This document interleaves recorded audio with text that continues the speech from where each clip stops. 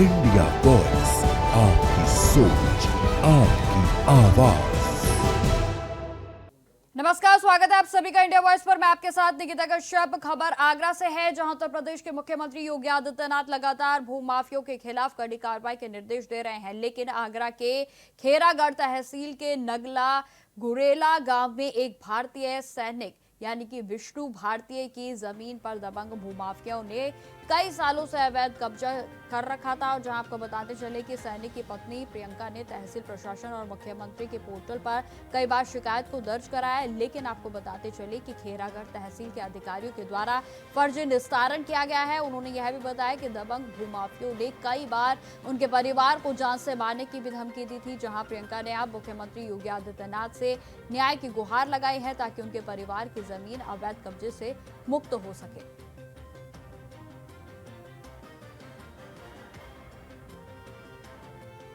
मुखिया योगी आदित्यनाथ तो लगातार भूमाफियों के खिलाफ कड़ी से कड़ी कार्रवाई के आदेश देते हैं और कहीं ना कहीं देखा जाए तो बड़े से बड़े भूमाफियों की बिल्डिंग बुलडोजर के द्वारा गिरा दी जाती है।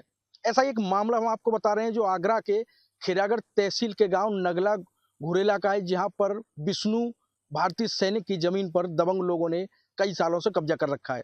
आपको बता दें, ड्यूटी के दौरान भारतीय सैनिक अपनी ड्यूटी के दौरान मौजूद रहता है, तो कहीं ना कहीं देखा जाए तो भारतीय सैनिक की पत्नी प्रियंका लगातार एसडीएम खेरागढ़, जिला अधिकारी आगरा लगातार तहसील थानों को चक्कर लगाती नजर आती है। आपको बता दें, प्रियंका का कहना है कि कई बार हमने खेत में फसल बोने की और खेत में जाने की कोशिश की, तो कहीं ना कहीं देखा जाए तो दबंग लोगों ने हमें जान से मारने की धमकी दी और खेत से भगा दिया, जिसकी शिकायत लगातार में सरकारी अधिकारियों से लगातार कर रही हूँ। प्रियंका ने, आपको बता दें, फौजी की भारतीय सैनिक की जो पत्नी है प्रियंका, उसने लगातार सरकार से न्याय की गुहार लगाई है और ऐसे दबंग भूमाफियों के खिलाफ कड़ी से कड़ी कार्रवाई के लिए मांगी है। आगरा से इंडिया वॉइस के लिए सचिन गुजर की रिपोर्ट। क्या नाम है आपका? मेरा नाम प्रियंका है। अच्छा, पति का नाम क्या है? विष्णु कुमार चार, वो सैनिक हैं। अच्छा। इस समय वो सीमा बॉर्डर पे हैं। अच्छा, क्या मामला है आपकी जमीन का? मेरी जमीन पे जबरदस्ती दबंगों ने कब्जा कर लिया है। अच्छा, कौन से गांव को रहने वाले हैं दबंग? ये दबंग बात सुजान के रहने वाले हैं। कितने लोगों का दबंगों का नाम? दबंगों का नाम है लाखन, जसवंत, समुद्र। बात सुजान वो धिगरौते के पास में पड़ती है। अच्छा, करीब कितनी जमीन होगी आपकी? मेरी जमीन 1.5 बीघा है। कब और कैसे कब्जा किया उन लोगों ने? उन लोगों ने, मैंने जमीन खरीदी थी 2020 में, तो उन लोगों ने 2020 के बाद 2023 में उन लोगों ने कब्जा कर लिया था। मेरी फसल नष्ट कर दी थी, उसमें सरसों की फसल थी जी। अच्छा, जब आप फसल काटने गई तो क्या कहा उन लोगों ने? उन लोगों ने हमें धमकी दी, बंदूक से डराने की कोशिश की कि अगर आप लोगों ने इसमें फसल की तो हम आपको जान से खत्म कर देंगे। इसकी शिकायत आपने कहीं की? इसकी शिकायत हमने आगरा कोर्ट में भी की थी, तहसील में भी की थी, लेकिन कुछ भी नहीं हुआ। अभी तक कोई कार्रवाई नहीं हुई। सीएम खबरों में आगे बढ़ते हैं। अब खबर उत्तर प्रदेश के प्रयागराज से है, जहां पूर्व प्रधानमंत्री इंदिरा गांधी की जयंती पर हर साल की तरह आयोजित होने वाले राष्ट्रीय स्तर की इंदिरा मैराथन के 40वें संस्करण का आज भव्य आगाज हुआ। आपको बताते चले कि सुबह 6 बजे से आनंद भवन से कमिश्नर सौम्या अग्रवाल और डीएम मनीष वर्मा ने हरी झंडी दिखाकर मैराथन को रवाना किया।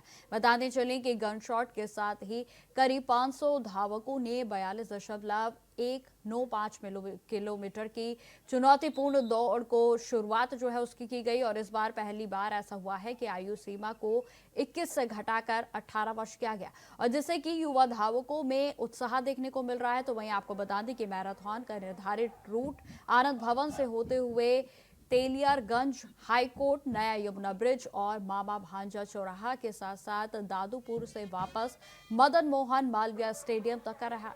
आपको बताते चले कि दोपहर 2:30 बजे तक इसका समापन होगा, जहां 40वीं राष्ट्रीय इंदिरा मैराथन का भव्य आगाज हो चुका है। सर, मैं एटा से आया हूँ, एटा उत्तर प्रदेश से सर आया हूँ। यहाँ पर प्रयागराज में मैराथन हो रही है, इंदिरा मैराथन, इसमें भाग लेने के लिए आया हूँ सर। मेरे को बहुत उत्साह है, बहुत अच्छा लग रहा है यहाँ पर आकर के, और मैं अच्छी ईमानदारी से अपना रनिंग पूरी करूंगा। बहुत अच्छा लग रहा है। Joseph Ali sir. खबरों में आगे बढ़ते हैं। आप खबर मेरठ से है, जहां एक बारात चढ़त के दौरान जमकर आतिशबाजी और फायरिंग होने का मामला सामने आया है। बताते चले कि घटना का वीडियो सोशल मीडिया पर वायरल होते ही पुलिस भी हरकत में आ गई है। जहां बताया जा रहा है कि फतेह उल्ला रोड स्थित गली नंबर 12 से जैसे ही चढ़त शुरू हुई, दूल्हे के साथ चल रहे बाराती लग्जरी कारों की छत पर चढ़कर आतिशबाजी करने लगे और करीब 20 से अधिक गाड़ियों के ऊपर बारातियों ने खुलकर पटाखे और फाउंटेन जो है उनकी ओर से छोड़े गए। जहां आपको बताते चले कि जिससे आसपास में अफरा तफरी का माहौल मच गया। तो वहीं वीडियो वायरल होने के बाद पुलिस ने तत्काल कार्रवाई शुरू कर दी है, जिसमें कि आपको बता दें कि थाना लोहिया नगर पुलिस ने जेके फार्म हाउस के पास मंडप से कुल 4 लग्जरी गाड़ियां और 6 युवकों को हिरासत में लेकर पूछताछ भी शुरू कर दी है। बताते चले कि पुलिस अधिकारियों का साफ तौर पर कहना है कि बारात की चढ़त में इस तरह की लापरवाही और खतरनाक आतिशबाजी से बड़ा हादसा हो सकता है। जहां पुलिस का कहना है कि वीडियो की जांच की जा रही है और आवश्यक धाराओं में कार्रवाई भी आगे बढ़ाई जाएगी।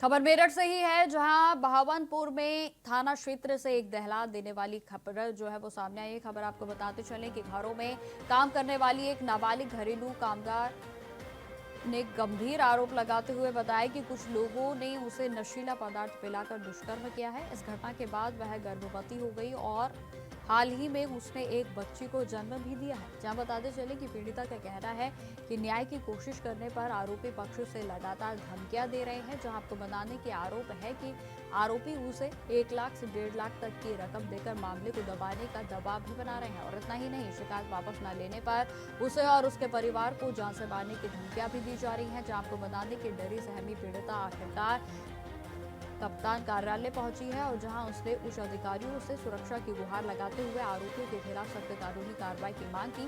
तो वहीं पीड़िता ने कहा है कि वह किसी भी कीमत पर समझौता नहीं करेगी और उसे सिर्फ न्याय चाहिए। तो वहीं आपको बता दें कि पुलिस अधिकारियों ने मामले की जांच को तेज कर दिया है, जहां पीड़िता को सुरक्षा प्रदान करने का आश्वासन दिया गया है। तो वहीं इस गंभीर मामले को देखते हुए क्षेत्र में रोष है और जल्द ही लोगों ने जो है जल्द से जल्द आरोपियों की गिरफ्तारी की मांग भी की है।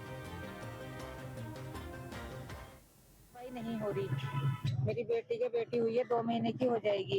नाबालिग है, 15 साल की है। जहाँ काम करती थी उन लोगों ने गलत किया। मुकुल जैन, माघवेंद्र, तरुण मिगलानी है ये लोग। एक बिट्टू नाम का है। एक क्या करते हैं चारों? एक पकौड़े डीलर है, एक सांप पकड़ता है, एक डॉक्टर है। डॉक्टर है, वो किस नाम से, मतलब क्लिनिक वगैरह क्या है? क्लिनिक है उसका? उसका हॉस्पिटल है अपना। किस नाम से? वही डॉक्टर के नाम से ही है। तो आप यहाँ मतलब अधिकारी से मिली? हाँ, अभी अंदर गए थे, मिल के आए थे हम सर से। उन्होंने कंप्लेंट ली, हमारी सर को भेजी है। तो इस पर कुछ आदेश दिया उन्होंने?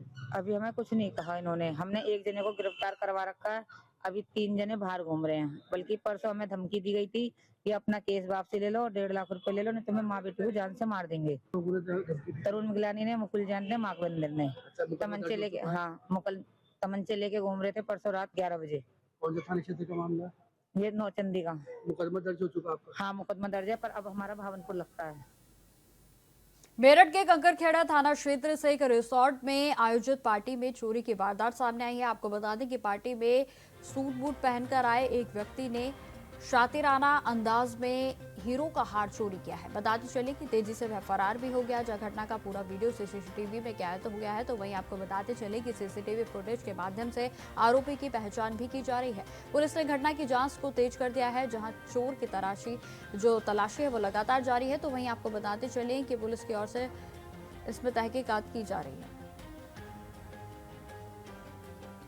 सीसीटीवी फुटेज वायरल हो रहा है जिसमें एक व्यक्ति एक सारों से कुछ चीज उठा के लेके भागता हुआ नजर आ रहा है। ये मामला थाना कंकरखेड़ा के रेजिस रिजॉर्ट का है। ये 14 नवंबर की घटना है। इसमें पुलिस को सूचना दी गई थी और सूचना के आधार पर पुलिस द्वारा त्वरित कार्रवाई करते हुए इसमें संगत धाराओं में मुकदमा पंजीकृत किया था। इसमें पुलिस की 2 टीमें लगाई गई हैं। सीसीटीवी फुटेज से इसकी पहचान करने का प्रयास किया जा रहा है। इसे जल्दी गिरफ्तार कर आवश्यक विधि कार्रवाई।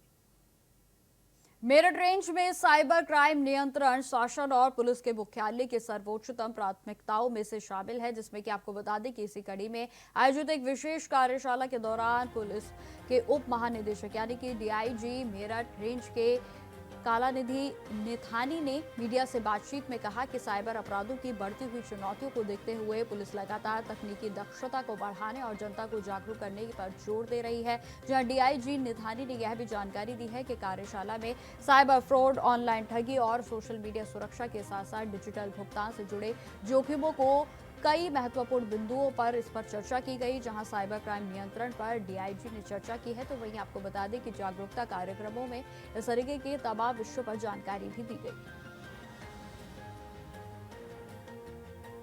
साइबर क्राइम नियंत्रण जो है प्राथमिकता पर है। इसमें डीजीपी महोदय एवं एडीजी जोन मेरठ महोदय द्वारा विभिन्न निर्देश भी जारी किए गए हैं, कार्यशालाएं भी जारी कराई गई हैं।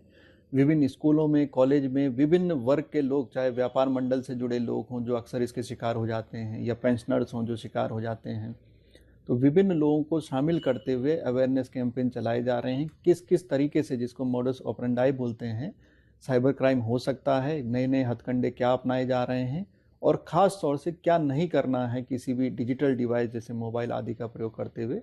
ये सब बातें बताई जा रही हैं। खास तौर से स्कूली बच्चों को इसके साइड इफ़ेक्ट के बारे में विशेष रूप से जागरूक किया जा रहा है। लगातार ये कार्यशाला जारी रहेंगी। हर थाने पर साइबर हेल्प डेस्क भी बना हुआ है। विभिन्न पोर्टल्स हैं गवर्नमेंट ऑफ इंडिया के, मिनिस्ट्री ऑफ टेलीकॉम के, उनका भी प्रयोग हम लोग अधिक से अधिक कर रहे हैं और कोशिश कर रहे हैं कि अवेयरनेस के द्वारा एवं यदि अपराध घट ही गया है तो उसके बाद वैधानिक कार्रवाई करते हुए, धरपकड़ करते हुए, बरामदगियां कराते हुए इस साइबर क्राइम जो है इससे लोगों को निजात दिलाई जा सकती।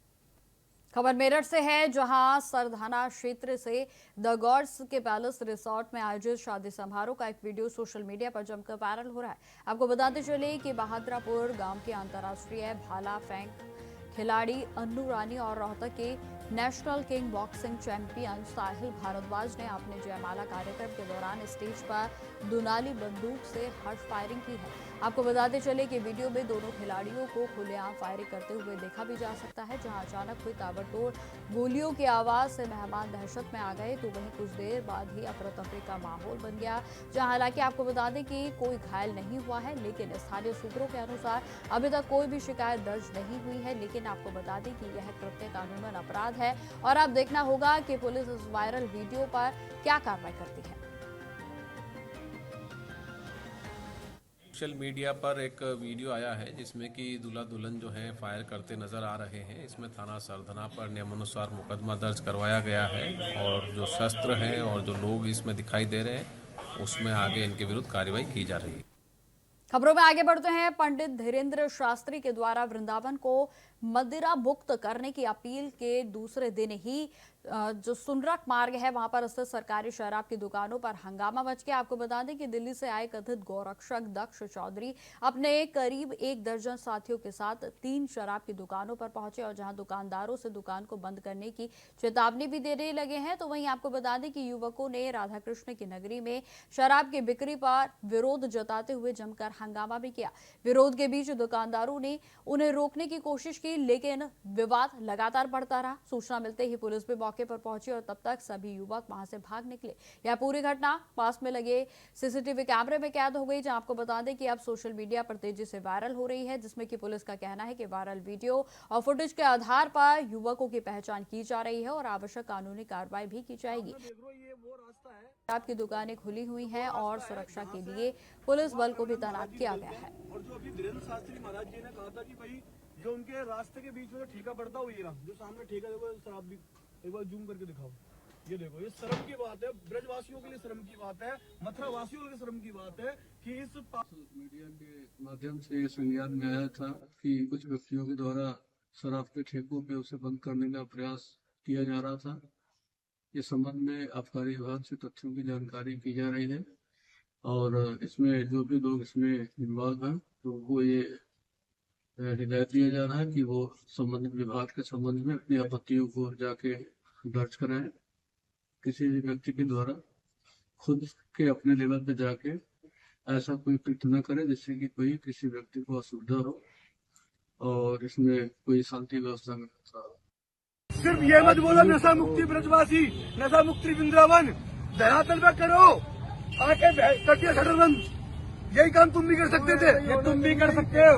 दिल्ली के आके दारू पी रहे हो, दिल्ली से आकर यहाँ मुंडी करवा सकते थे, दिल्ली से आके हम हाथ जोड़ करके बोल रहे हैं भैया, हम हाथ जोड़ करके बोल रहे हैं, हमारे किसी के भावना ठेस नहीं पहुँचाने का काम है। हम अपने धर्म के लिए लड़ाई लड़ रहे हैं। यहाँ से हमारे आराध्य भगवान निकल करके जाते हैं, प्रेमानंद जी महाराज, बाबा बागेश्वर जी ने हाथ जोड़ करके बोला कि ब्रज के अंदर ठेके मत खेलो, हम तुम्हारे हाथ जोड़ रहे भाई, रैली सुनो। जितने भी ठेके चल रहे हैं वृंदावन मथुरा के अंदर, जितने भी ठेके चल रहे हैं, मैं आप सभी से कह रहा हूँ, देखो नहीं चलने देंगे। हिंदू हो इसका मतलब ये नहीं धर्म का अपमान करोगे, धर्म का बदनाम करोगे। ये वो धरती है, भगवान श्री कृष्ण की धरती है। बिल्कुल, इस धरती पे ना मांस बिकेगा और ना दारू बिकेगा। आप अपना इलाज करो, यहाँ से बाहर बंद करो या कुछ भी करो, लेकिन अब सड़क से ऊपर पानी चला गया, अब तुम्हारे ठेके या दारू बिकने नहीं देंगे, ध्यान रख लेना। मथुरा के वृंदावन में सुंदरक रोड पर जहां संत प्रेमानंद जी महाराज की जो पदयात्रा निकलती है, उस पदयात्रा के रास्ते में पड़ने वाले ठेके पर कुछ युवकों द्वारा काफी हंगामा किया गया है। उनका कहना है कि यहाँ पर शराब की और मांस की बिक्री नहीं होने दी जाएगी। और जिस तरीके से सनातन एकता पद यात्रा में पंडित धीरेन्द्र शास्त्री जी ने आह्वान किया था कि आप सभी ब्रजवासी इसका ध्यान रखें कि भगवान श्री कृष्ण की नगरी है और बांके बिहारी जी की नगरी है, यहाँ पर किसी भी तरीके की शराब नहीं बिकनी चाहिए। हालांकि युवकों द्वारा जो है हंगामा किया गया है, इसका एक वीडियो तेजी से वायरल हो रहा है और उसमें साफ तौर पर देखा जा सकता है कि ग्राहकों से भी को भी भगाने का कार्य उन युवकों द्वारा किया जा रहा है। इस पर जो है पुलिस ने सीओ संदीप सिंह ने साफ तौर पर कहा है कि ये जो है जो ठेके हैं इसके लिए एक विभागीय प्रक्रिया है।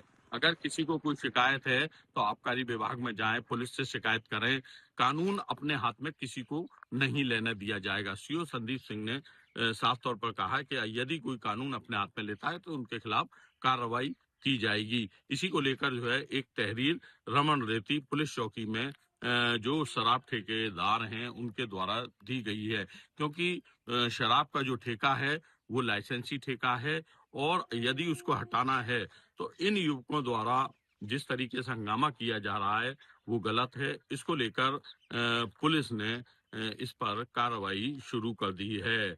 इंडिया वॉइस के लिए मथुरा से मैं मोहम्मद फारूक।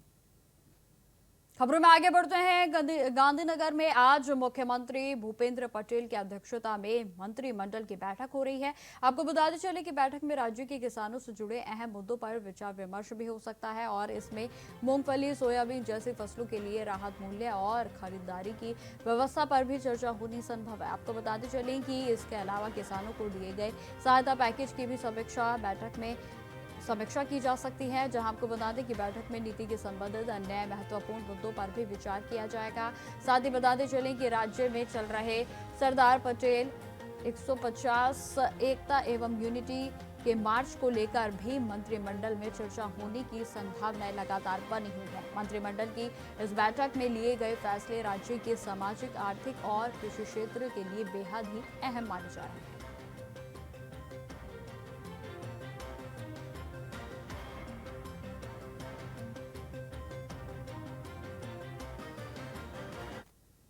आज आयरन मैन सरदार वल्लभ भाई पटेल की 150वीं जन्म जयंती के अवसर पर दरियापुर में विधानसभा क्षेत्र में भव्य यूनिटी मार्च का आयोजन किया गया। आपको बताते चले कि मार्च का मुख्य उद्देश्य था कि एक भारत श्रेष्ठ भारत की भावना को और भी मजबूत करना है। जहां मार्च का नेतृत्व क्षेत्रीय विधायक कौशिक भाई जैन ने किया, तो वहीं आपको बताते चले कि अहमदाबाद पश्चिमी लोकसभा सांसद दिनेश भाई मकवाना, बीजेपी के वरिष्ठ पदाधिकारी और बड़ी संख्या में जो मुस्लिम समुदाय हैं उनके भाई बहन मार्च में शामिल रहे। जहां आपको बताते चले कि मार्च में भारत माता की जय के नारे लगाए गए, तो वहीं हर धर्म और जाति के लोग एक साथ शामिल हुए।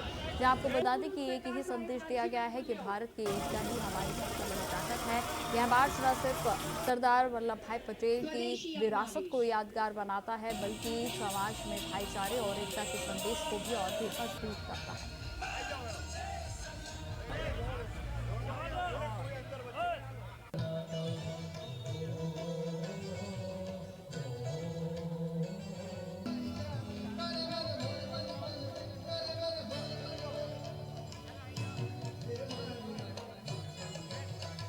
तो आपको बताते चलें कि सरदार वल्लभ भाई पटेल की 150वीं जयंती को लेकर तमाम तरीके के कार्यक्रम पूरे देश भर में जारी हैं और जिसमें कि आपको बताते चलें कि गांधीनगर में भी यह कार्यक्रम रखा गया, जिसमें बड़ी संख्या में मुस्लिम समुदाय के लोगों ने मार्च निकाला। बता दें कि 150वीं जयंती के इस आयोजन पर भव्य यूनिटी का भी मार्च किया गया और जिसमें सभी को एकता का मैसेज दिया।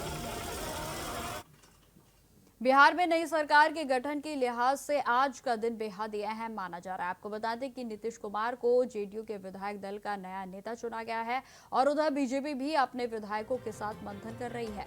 और इसके बाद आपको बता दें कि दोपहर 3 बजे तक विधानसभा के सेंट्रल हॉल में एनडीए की संयुक्त बैठक होगी, जहां इस बैठक में सभी घटक दलों के विधायक शामिल होंगे और जहां आपको बता दें कि औपचारिक रूप से एनडीए का नेता चुना जाएगा।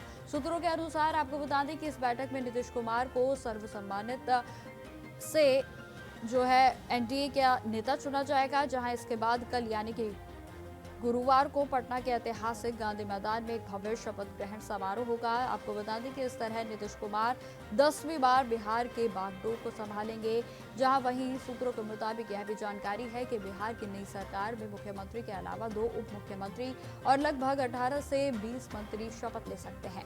उप मुख्यमंत्री पद के लिए बीजेपी कोटे से 2 नाम लगभग तय माने जा रहे हैं, जबकि आपको बता दें कि जेडीयू और अन्य छोटे सहयोगियों के भी उचित प्रतिनिधित्व मिलने की बात को कहा जा रहा है।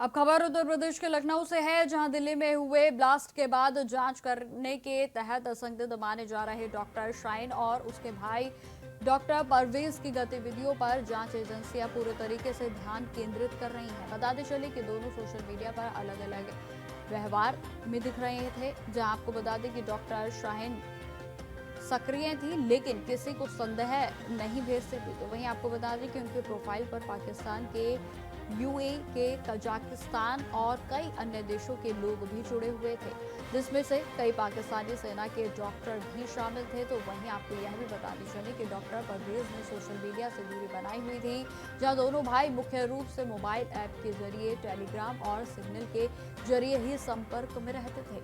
आपको यह भी बता दें कि जांच एजेंसियां उनके फोन की फॉरेंसिक जांच भी कर रही हैं, ताकि उनके आपसी संपर्कों और संभावित योजनाओं के पुख्ता सुराग मिल सके। वर्तमान में दोनों की गतिविधियां संदिग्ध मानी जा रही हैं।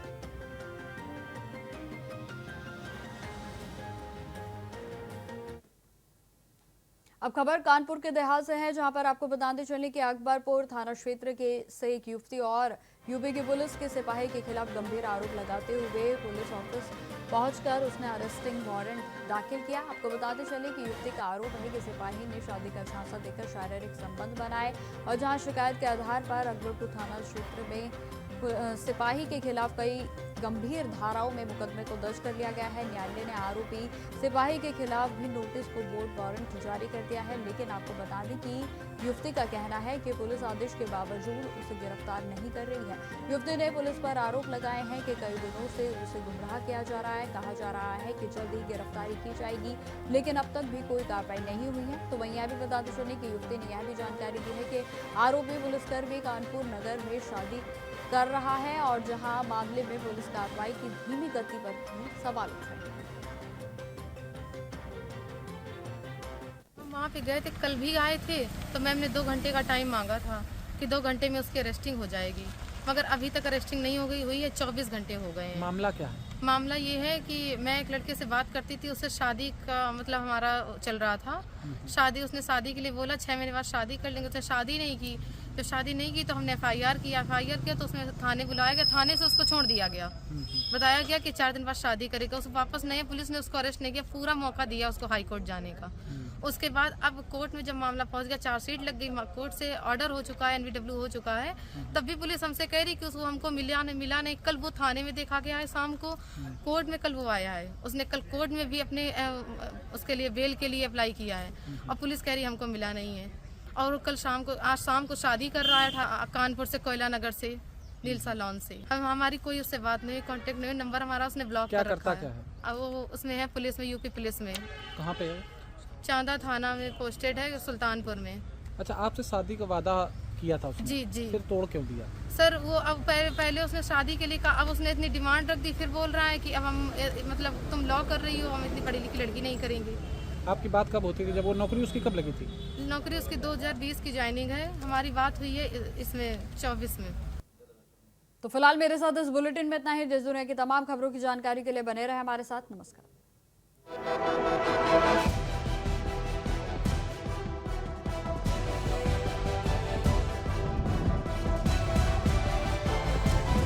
इंडिया वॉइस, आपकी सोच, आपकी आवाज।